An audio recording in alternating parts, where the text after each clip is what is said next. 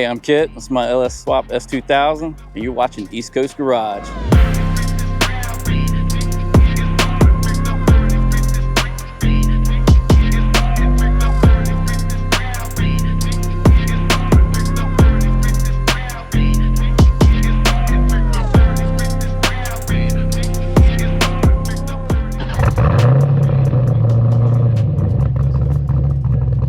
Last week, I was riding along with Emily's 77 Celica GT, and I was like, well, I'm glad that it doesn't have an LS motor in it, because, you know, for all those that say LS swap the world, I'm just kind of over it. I'm sorry, not sorry. This doesn't fall under that LS swap the world caveat to me, because this isn't something that's just overdone and oversaturated, you know? What are people's reactions like when you fire this thing up in a parking lot? I give it a little quick, like, double take, break a couple necks. It's mostly the older crowd because they're not expecting it, because they see, you know, it's just a little Honda. So when they hear that the cam V8, they're a little taken back. Yeah. What do some of the other S2000 people think? Like, I mean, do you have any purists that are like, oh my gosh, can't believe you did this? I wouldn't say locally. Online, there's always somebody that's going to critique something you did. Like in the comments right here. Yeah, probably already typing. They're like, man, ruined that car. Should just bought a Vet. I know. All right. But no, I mean, everybody's really been supportive locally. That, you know, they kind of cheer me on and give me props when they see me. It definitely makes it worthwhile, all the headache and hair pulling and, you know, frustration that it took when I built it. So what made you want to LS swap this? So I had a built boosted F20 in here before, and I spent a ton of money to actually build it, and it didn't last very long. So I was kind of like burnt out on the whole F-Series, and I watched a review that that dude in blue did on a guy named Ty Chavis's LS Swap S2000, and I was hooked, mainly because I came from a family of GM owners. Dad's got vets, uncle had vets, stepdad's got vets, so I kind of thought it'd be fun to, hey, I got the weird vet out of the family. I actually almost bought a C6Z and parted this out completely. Wow. But give credit to my wife and my brother talked me out of it, because they're like, well, if you buy a vet, you'll just be another guy with a vet. Or if you LS swap a S2000, you'll be the only guy in the area with an LS swap S2000. So I'm kind of like, all right, I see what you're saying. And then it took like a 4-year process to do it because I'm so OCD about things, but I think it turned out all right. Yeah, it looks great. I love the way that you kept the Corvette intake incorporated into like the front shroud over the radiator. Yeah, I wanted to go for the full Corvette look. Plus, it's functional. I get better IAT temps because the intake's actually out in front of the motor, whereas if I was running an elbow, it'd actually be sucking up air from in the engine bay. So did you do the LS swap yourself? So I did about maybe like 85%. I had a lot of help with fabrication with my brother, who's like an amazing welder. A guy named Ross Benton, who owns Trust Automotive. He did my exhaust work, and he helped me with tuning and some of the like engine building process. But most of the cutting and planning and fuel lines and all the electrical, I did myself. Man, I don't even care if this thing isn't the fastest on the road, because just you doing that right there, I could tell this thing's a blast to drive. It's a go-kart on crack, and I love it.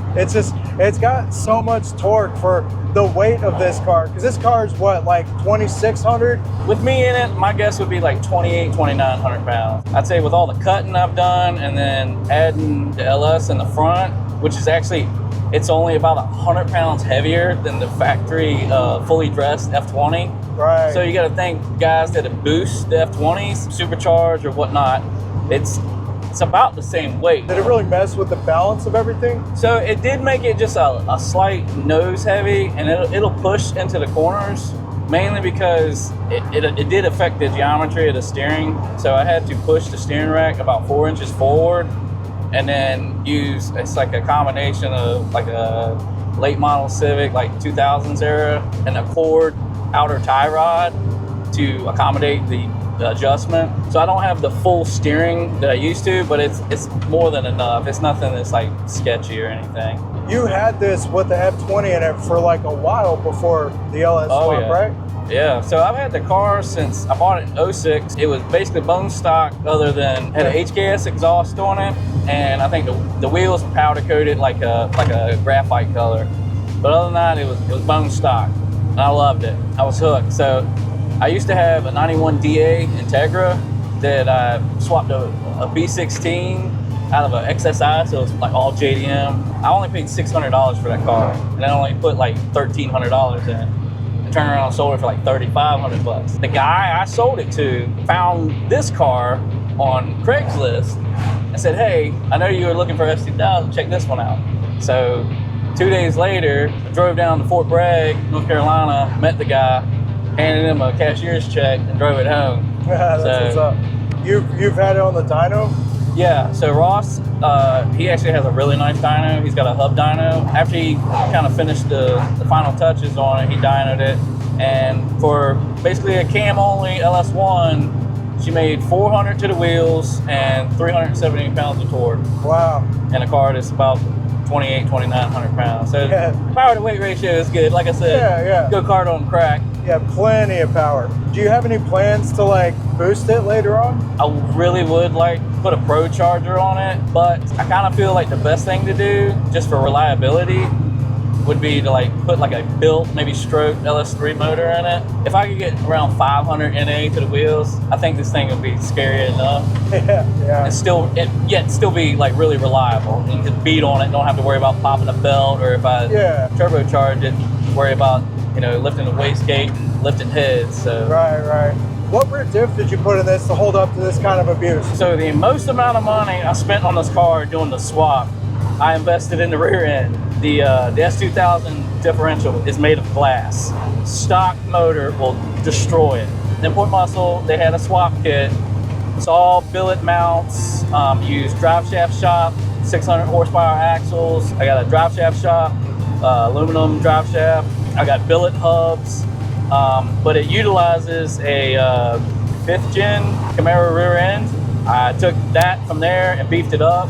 It's got a Eaton TrueTrek Detroit locker in it, and it runs a 391 ZL1 final drive. So for my little car, it should be bulletproof. Knock on wood. Yeah. Have you calculated the gas mileage in this? So with the fuel cell, I lost like 2.5 gallons because I think the stock tank was like 12.5 or 12.3. Oh yeah, right. And this is a 10-gallon fuel safe enduro cell. I think I get maybe like 300 miles to the tank. It's not terrible, but I don't daily drive the car anymore. Right. So it's kind of my weekend fun car. Yeah, and since you brought up the fuel system, let's talk a little about that. So it's a fuel safe enduro cell. It's 10 gallon. It's got the bladder, and it's also got all the anti-slosh foam in it. And then what's feeding everything is a Radium FCST that has twin AM 1200 fuel pumps. I run -8 line up to the regulator, and then from there I split off to -6 that feed the Holley fuel rails, and I'm running thick 42-pound injectors, and that's kind of what helps this thing drink. Yeah. What tires do you have on the back of this? So I run a 235 45 18 in the front, and I run a 315 30 18 in the rear. And these are Falcon Azenas 660s. Okay. I was a big Nitto fan forever. I used to run the NT01s in the rear. I got a good deal on these, and I kind of wanted a matching set. Yeah. And they have a pretty good review, so I wanted to try something a little bit different. So it hooks real good? Pretty good. Yeah. I mean, it's not perfect, but I mean, she'll get down.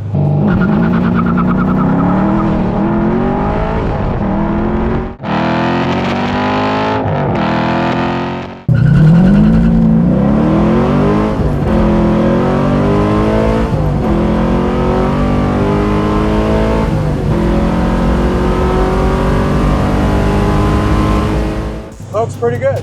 I mean, for a car this size, you put a V8 in it that makes torque really low end torque, That's impressive. I like this car because you have built a reliable, fun, like, toy, right? Like, a lot of other people, including myself, want to build like one of the fastest things on the streets, and then you accomplish that just to find that like you're not really happy because it's not reliable and you can't enjoy it the same way as you can something like this.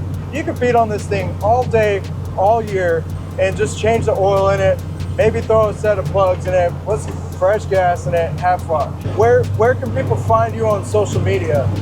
So I'm LS2Kit, name's Kit, so it's LS2KITT on Instagram and TikTok. Alright, that's all I have for today's video. Shout out to Kit for showing us his super nice S2000, and thanks for checking this out. Please subscribe and hit that bell so you don't miss out on the next awesome ride I feature. Meanwhile, check out these other cool rides and have a great day. See you next time.